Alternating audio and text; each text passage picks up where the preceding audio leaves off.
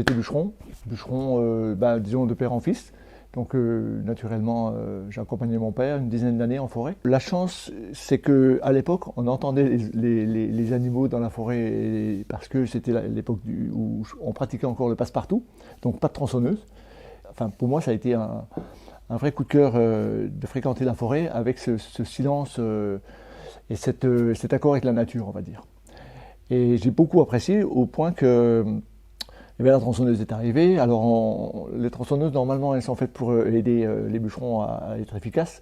Mais en fait, on court toujours très très vite pour à la fois payer les tronçonneuses et puis on ne trouve pas le rythme. Mon père était un fou de boulot. Ce qui s'est passé, c'est que j'avais un peu la tête ailleurs de temps en temps. Et il s'est traduit à l'époque dans les concours de bûcherons organisés par les marques de tronçonneuses, où j'ai participé avec pour objet de développer une œuvre, enfin on appelait une œuvre dans le cadre d'une épreuve artistique. Donc avec la tronçonneuse de sortir une forme en dehors de la vitesse H tronçonneuse, enfin, etc. Et là ça a été comme une révélation en fait. Dans les années 68-69, j'avais déjà un petit peu sculpté à l'atelier de mon père parce que l'hiver il y a la neige et on ne travaille pas tous les jours, pour des petites sculptures très simples liées au travail de la ferme, quoi. Et la tronçonneuse, elle m'a montré qu'on pouvait à la fois donner des formes, alors que la tronçonneuse, elle est faite vraiment pour couper au carré. Trop souvent, les bûcherons voient les arbres au mètre cube ou à mètre cube, à savoir combien ça va leur apporter dans la journée d'avoir abattu tel et tel. Du coup, là, ça a été une révélation, puis un désir de poursuivre l'aventure avec la tronçonneuse qui donne des formes. Moi, j'ai toujours aimé la fantaisie, c'est après, avec la sculpture, je me suis rendu compte que j'étais accompagné par les lutins de la forêt, alors qu'avant, j'écoutais les oiseaux et je voyais les animaux, très nombreux, mais je n'étais pas dans cet imaginaire. Petit à petit, je pense que cet imaginaire s'est développé avec la rencontre des visiteurs. En 1973, j'ai ouvert une exposition, donc construit une cabane pour abriter les sculptures, avec du bois, on va dire, de réhabilitation ou de recyclage, parce que trop petit pour la filière bois à l'époque. Donc la rencontre des visiteurs m'a permis à la fois d'évoluer avec la sculpture qui est très traditionnelle au départ, qui présente les scènes de la vie, qui sont à la fois témoins d'une époque, un peu comme des racines de mon arbre, on va dire, et petit à petit d'évoluer vers des sculptures maintenant qui sont complètement différentes, on va dire. Mais il y a toujours cette dimension de l'accueil, de l'envie de rencontrer, de vivre ensemble en fait. Et puis d'apporter ce que je peux, en imaginant que, avoir la surprise de rencontrer aussi ce que font les autres. Ce que je me souviens, c'est avoir été très impressionné par justement la vie des bûcherons. Et mon père me disant, quand j'étais très jeune, la solidarité au point qu'ils se sont sauvés la vie mutuellement. Et en fait, je me suis rendu compte qu'on était bien sûr les enfants de nos parents, mais aussi de ceux qui les ont sauvés. C'est comme si j'avais un peu une dimension plus large de la famille. Et ce besoin de témoigner justement de cette solidarité, disons, ici c'est aussi l'hiver, la montagne, donc ça, enfin je veux dire, c'est une entraide naturelle. Et du coup j'ai essayé de témoigner de tout ça.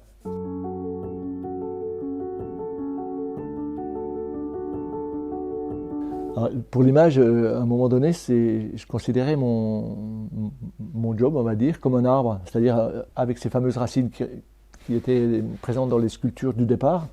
Et ensuite, petit à petit, on entre dans les branches et ça devient des sculptures qui sont plutôt légères, qui sont comme des fruits ou même les feuilles. Enfin, j'aime cette position debout. Alors, il y a une petite phrase comme ça, un peu comme un titre d'expo, c'était « Soyons à la hauteur, les arbres nous regardent ». Et l'autre jour, je vois dans un magasin une dame qui me dit « Waouh, moi je suis resté sur cette phrase, j'adore parce que c'est une façon de montrer que les arbres sont vivants et on est voisins, on se côtoie et c'est pas seulement dans un sens, quoi. Et puis maintenant, on sait comment les arbres vivent et comment ils s'entraînent même, selon certains. Et puis toute la nature autour, hein, c'est un ensemble. C'est étonnant parce qu'à l'époque, on n'imaginait pas qu'un jour, l'arbre serait, comment on pourrait dire, honoré, on va dire. Il y a une loi, je crois que c'est le 5 avril de l'année-ci, à l'Assemblée française, une loi qui reconnaît l'arbre en tant que tel. L'arbre, il est à la fois notre point commun, finalement, on est tous nés près d'un arbre. Ici, en montagne, enfin dans les Vosges, on a beaucoup d'ancêtres qui travaillaient le bois, d'une manière ou d'une autre. En fait, moi, je suis passé de l'arbre à l'extérieur, disons en tant que bûcheron, jusqu'à à l'intérieur en tant que rencontré, sculpture. Alors, il y a la diversité des arbres, c'est extraordinaire, des essences qui permettent justement de... bon, il y a autant la menuiserie, la charpente, etc.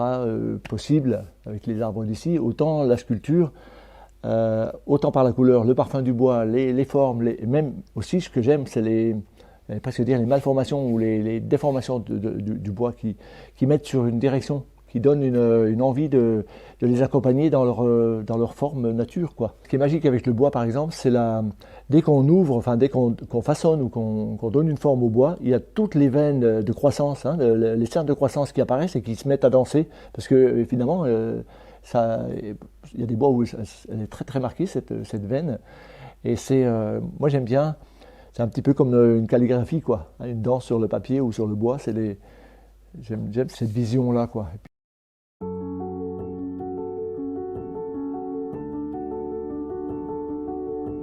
Je me rends compte avec le temps que j'ai beaucoup de mal à supporter maintenant les arbres tombés. Alors ceux qui ont souffert des tempêtes. Et c'est comme ça que je me suis retrouvé en Limousin, justement en l'an 2000, avec la grosse tempête, qui a renversé là-bas des arbres extraordinaires, des séquoias, donc dans les parcs ou chez les particuliers ou collectivités de villes autour de Limoges. Séquoias que personne ne savait comment faire quand ils tombaient ou ils étaient cassés en deux par cette tempête. C'est étonnant parce que quand je suis arrivé, l'agriculteur qui m'accueillait, m'en montrant un arbre au sol, 3,50 m de diamètre, il me dit, tu sais, avant, quand un gros arbre tombait ici, nous, on faisait venir une pelleteuse, on faisait un grand trou, puis on le renversait dedans et on n'en parlait plus. Si tu veux transformer cet arbre en sculpture, nous, on te donnera un coup de main. Et ça a été une aventure extraordinaire. Et en même temps, un chemin un peu comme une résidence d'artiste au gré des vents et des arbres qui tombent pendant 4, 5, 6 ans. Et une expérience donc à la fois qui associe de nouveau le métier de bûcheron, et puis la sculpture dans des grandes dimensions, alors bois de quantité et de qualité, on va dire, qui résistent vraiment à l'extérieur, parce qu'on ne peut pas les abriter, ils sont tellement grands, ils ne passent pas dans les portes. Et d'autre part, la sculpture permet aussi de dissocier les volumes, tellement ces arbres sont imbougeables, mais vraiment, voilà, c'est des tonnes... rien que de les voir, on est fort impressionné. Du coup, ça a été une aventure double, c'est-à-dire une réconciliation avec la nature, disons, abîmée, et puis une manière de sublimer l'arbre, de le remettre dans la vie, une deuxième vie, quoi. En fait, la grande chance, c'est que l'arbre, quand il meurt, d'une manière ou d'une autre, enfin, quand il n'est plus vivant, on va dire, il nous laisse son bois, quoi. C'est un vrai cadeau qu'il nous fait. Et beaucoup d'amis m'ont dit, mais comment tu fais pour tenir à bosser pendant des mois sur des grosses... Alors, il y a l'énergie des arbres. C'est comme si les arbres, finalement, quelque part, ils étaient très contents de revenir dans la lumière, qu'on s'intéresse à eux, plutôt que de les enterrer, on va dire, puisque c'est comme ça, hein, c'est le mot. Et aussi cette dynamique autour, de la part des amis qui, à la fois, viennent soutenir le moral ou viennent de l'un coup de main quand ils peuvent. Je travaillais aussi un chêne du côté d'Oradour, à Vérac, qui a commencé à s'affaiblir, et puis qui a fait venir, ou qui a attiré, on va dire, pratiquement les champignons et les grands capricornes du chêne. Forcément, l'arbre était condamné. Là, c'est très très fort parce qu'en fait, pour vous donner une idée, j'ai développé donc des oiseaux parce que c'est le symbole, disons, d'un élan et comme l'arbre était creux, j'ai développé, je crois que c'est 130 oiseaux à l'intérieur de cet arbre, en plus de celui qui s'envole magistral en haut de 6-7 mètres de hauteur, sur un diamètre de 1,20 m, 1,50 m. Ce qui était fabuleux et qui n'était finalement pas qu'une sculpture en soi, c'est la complicité avec les élèves, les enfants du village qui sont tous venus évidemment suivre l'évolution. Quand cet ensemble des oiseaux a été réalisé, les enfants ont fait le choix de les installer dans les carrefours du village, qui indiquent tous la direction du grand chêne. Et à un moment donné, alors c'était fabuleux parce que les adultes, on va dire, étaient décidés à vraiment protéger ces oiseaux de l'envol, comme ils disaient. Vous vous rendez compte, on va nous les prendre. Mais non, les enfants ont décidé qu'on les posait simplement et qu'on pouvait faire confiance. Et les adultes ont fini par suivre les enfants en disant c'est leur avenir, c'est eux qui vont probablement à la fois entretenir peut-être cette sculpture, mais surtout vivre avec cette nature généreuse. Ça a été un vrai, on pourrait dire un petit débat, mais une vraie rencontre entre, on va dire, les adultes qui ont vraiment une vraie appréhension pratiquement de l'autre, en disant non, ils sont tellement beaux, on va les perdre, quoi. Et les enfants, ils ont été magistraux, quoi, franchement. Et là, c'est un cadeau, quoi, parce que c'est comme ça qu'on peut avancer.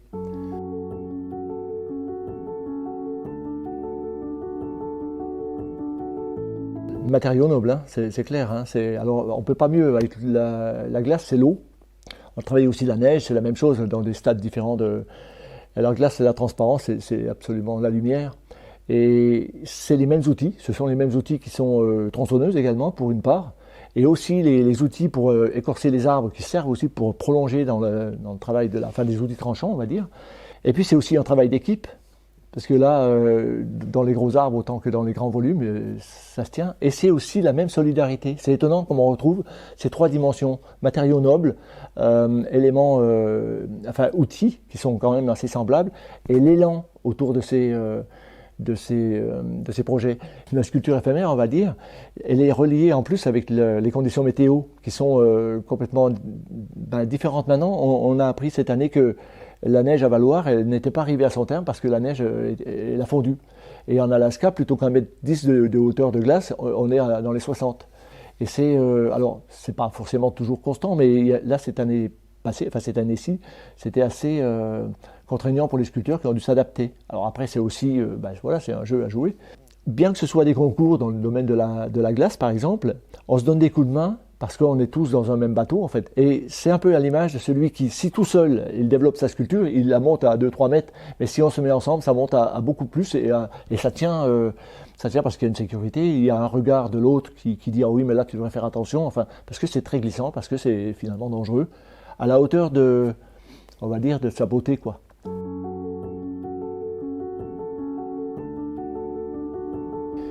Le granit a il faut connaître parce qu'il présente aussi des failles de caractère. Il faut vraiment, il faut le deviner, on va dire. Là, on travaille moins avec les tronçonneuses à bois, mais c'est plus des tronçonneuses ou alors des fils à découper le granit. Là, il faut des outils, il faut des machines. On a réalisé ensemble avec le département des Vosges donc un carrefour dont j'étais l'auteur, qui est dans la vallée, à Sols-sur-Moselotte, des Vosges.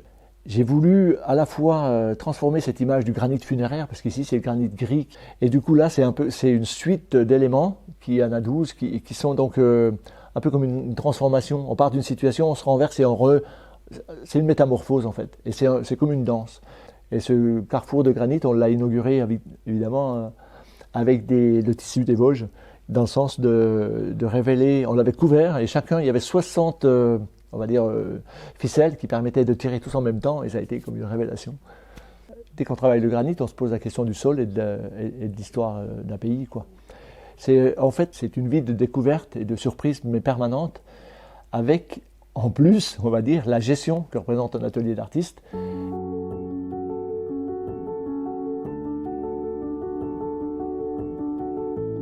Alors il y a une belle dimension qui m'a subjugué. J'étais à un moment donné dans mon village, à Mentron, donc il y avait un ancien qui regardait toujours au sol, partout, tout le temps. Il faisait le tour du village, il regardait. Et un jour, je me pique à l'idée d'aller lui demander ce qu'il fait, à regarder ses chaussures. Et puis il me dit, dis donc, t'es bien curieux, toi. Et puis je dis, écoutez, moi je m'excuse, mais voilà, j'aimerais vraiment savoir ce que vous cherchez, quoi. Eh bien, je vais te le dire. Je cherche des mégots pour faire une cigarette. Je n'ai pas beaucoup d'argent, mais je peux te dire quelque chose, gamin. J'ai pas d'argent, mais j'ai voyagé. Et il faut que tu vois un jour quelque chose que j'ai vu dans le nord, ça s'appelle la Norvège. C'est le soleil de minuit. Le soleil, il descend au-dessus de l'horizon et il ne se couche pas derrière l'horizon. Il remonte. Ça s'appelle le soleil de minuit. Il faut que tu vois ça. J'en ai encore la chair de poule. Ça me fait de l'émotion. En fait, c'est ma petite cabane d'exposition où un jour j'ai vu des visiteurs qui m'ont dit, j'ai rencontré, ils m'ont dit, il faudrait que tu ailles du côté de Valloires, tu ailles voir un peu du côté là, des sculpteurs sculptent la neige. Donc un jour, 88, c'était l'année des Vosges, 88. Je me renseigne, on a pu remplacer donc une équipe absente, justement de Norvégiens, et on a participé avec un ami, Christian Claudel. On a rencontré des gens de Finlande qui nous ont invités. L'année d'après, on était en Finlande, et là, on a rencontré des sculpteurs, évidemment, qui nous ont invités pour l'été d'après. Et c'est l'été qu'on voit ce fameux soleil. Et on y est allé en famille. C'est vraiment comme une boucle. On a tous possibilité de vivre des choses extraordinaires en se laissant aller quand le moment est de poser une question comme celle-là. Cet homme qui avait la lumière dans les yeux dès qu'il me parlait de ce soleil, alors qu'il était toujours en train de regarder, c'était étonnant, quoi. Un homme à la fois simple et magicien, quoi.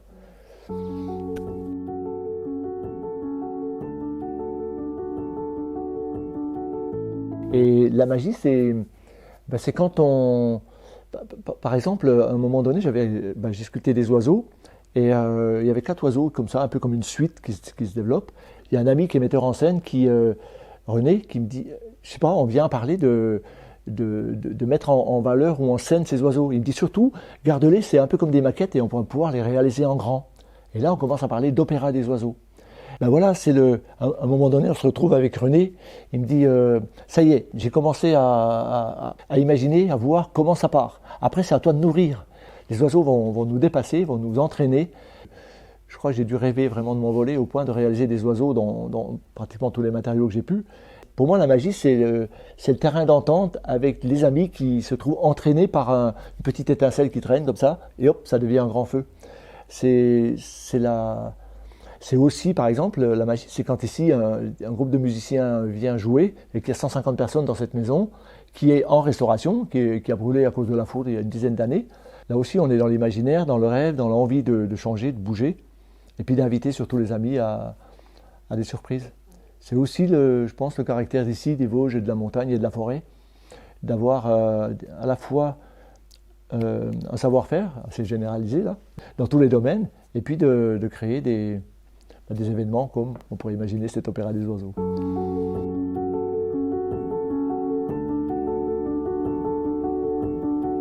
C'est la beauté de les inviter sur un terrain mais qu'ils n'ont pas l'habitude de voir en classe, bien sûr. Quand les enfants viennent visiter puis qu'on fréquente le stock de bois qui attend d'être sculpté, avec des fruitiers, par exemple les pruniers, mirabelliers, oui, cerisiers, qui sentent évidemment le parfum des fruits, surtout le merisier, le cerisier sauvage, c'est extraordinaire. Donc les enfants font ce pont-là tout de suite, quoi. Et là, par exemple, j'ai été invité dans une petite école ici à Thiéfost, vallée de Saulxures-sur-Moselotte, à entrer dans l'école et apporter la petite technique de la gravure sur linoléum pour reproduire donc des dessins dans le cadre d'un petit journal scolaire. Et moi, à l'école, j'ai eu la chance, dans notre village à Vintron, d'avoir un instituteur qui pratiquait la méthode Freinet à l'époque. Donc de nous inviter à la fois à dessiner et puis à raconter des histoires à l'intention des gens du village. C'était assez fabuleux. Et moi, je me souviens, donc dans ma petite jeunesse, j'étais vraiment turbulent au point que à un moment donné, je sais pas, ça m'a donné envie de dessiner et on n'avait pas de dessin de crayon de couleur à la maison. Ma voisine Nicole m'a apporté un stock de crayons de couleur. Je me suis vraiment complètement calmé, entré dans une sérénité à dessiner. C'est là maintenant que j'accueille autant que je peux des classes en visite, mais aussi des ados qui sont en difficulté. À un moment donné, on a envisagé de développer des ateliers sculpture et des ateliers de coups de main pour restaurer la maison. Un peu comme un échange de bons procédés, quoi, de bon sens, où chacun trouve sa place. Voilà, ce sont des possibilités qu'on va développer à l'avenir, je pense. Sinon, prendre le temps de vivre, je suis heureux parce que mon petit-fils Mathurin est venu jouer, sculpter avec moi cet été. Nina, sa sœur également. C'est extraordinaire. Et de plus en plus, les gens me disent, maintenant, il faut que tu penses à transmettre, Francis. Du coup, pas tellement seulement apprendre à sculpter, mais montrer que les choses sont possibles, quoi. C'est vraiment surtout ça, de garder cette petite lumière qui fait un grand feu.